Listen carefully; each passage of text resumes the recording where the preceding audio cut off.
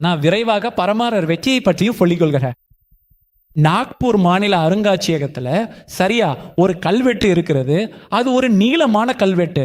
அது 1/1161 விக்ரம சம்பத் என்று தேதி குறிப்பிடப்பட்டுள்ளது. சரியா? இது நாக்பூர் அருங்காட்சியக கல்வெட்டு அல்லது நாக்பூர் பிரசஸ்தி என்றும் அழைக்கப்படுகிறது. இப்போது இந்த கல்வெட்டு லக்ஷ்மதேவா என்ற ஒரு அரசனை பற்றி பேசுகிறது. பரமாரர் அரசன் லக்ஷ்மதேவா மற்றும் அவரது சகோதரர் நரவர்மதேவா பற்றி. இது கலியுகத்தில் ஒரு மிகவும் சுவாரஸ்யமான உதாரணம். இது லக்ஷ்மதேவா பாரதத்தை ஆக்கிரமிக்க வந்தவர்களுடன் போராட சென்றார். அவருடைய சகோதரர் லக்ஷ்மதேவா பெயரில் அவர் திரும்பி வரும் வரை ஆட்சி செய்தார். அதனால் லக்ஷ்மி தேவா உண்மையில நரவர்மனை அரசனாக ஆக்கினார். இல்ல, நீ தன்னலமற்ற சேவை செய்துள்ளாய், நான் தொடர்ந்து போராட விரும்புகிறேன், மேலும் தெரியுமா தொடர்ந்து சவால்களை மேற்கொள்ள விரும்புகிறேன் என்று கூறினார். இப்போது இதை நாம் மறக்க கூடாது. இது மஹ்மூத் கஸ்னியின் காலத்துக்கு பிறகு வருகிறது.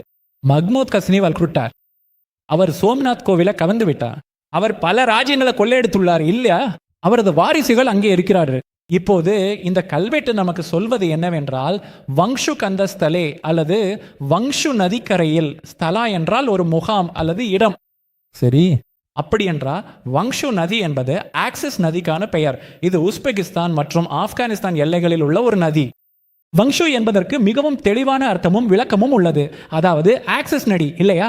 அப்படி என்றால் வங்ஷுகந்தஸ்தலே, இந்த அரசன் வங்ஷுகந்தஸ்தலே என்ற இடத்தில் இருக்கிறார். கேலோத் கட்ட துருஷ்கதத்த விலாசத் வாக வலி விலையே. அதாவது துருஷ்கர்கள் அங்கே இருக்கிறார்கள், துருக்கிகள் அங்கே இருக்கிறார்கள். அவர்கள் தங்கள் குதிரைகளை தோற்கடிக்கப்பட்ட பிறகு அல்லது அழிக்கப்பட்ட பிறகு காணிக்கையாக தந்துள்ளனர். அனைத்து குதிரைகளும் தங்களுடைய உடல்ல கேசர் அல்லது குங்குமப்பூ வைத்திருக்கின்றன. அவை உருட்டி அந்த குங்குமப்பூவை எடுத்துக்கொண்டிருக்கின்றன. அடிப்படையில் இன்னொரு அரசன் இந்த துஷ்கர்களால் கிளியாய் பஞ்சத்தில் அடைக்கப்பட்டார். அவர் இந்த பரமார அரசனை புகழ்ந்து பாடினார் இல்லையா? மிகவும் சுவாரஸ்யமான தனித்துவமான கல்வெட்டு இது. 54வது செய்யுளில் இது இந்திய அரசன் ஒருவரை பற்றி பேசுகிறது. அவர் உஸ்பெகிஸ்தான், ஆப்கானிஸ்தான் எங்கோ உள்ள ஒரு படை வீட்டில் இருக்கிறார் மற்றும் அவர் துருக்கிகளை தோற்கடித்துள்ளார். நாம் பேசிக்கொண்டிருப்பது இதற்கு பிறகு நான் சொல்கிறேன் எதிரிகள் யார் என்பதை. அப்படி என்றால் இந்த வம்சுகாந்த ஸ்தலை ஏன் மிகவும் முக்கியமானது?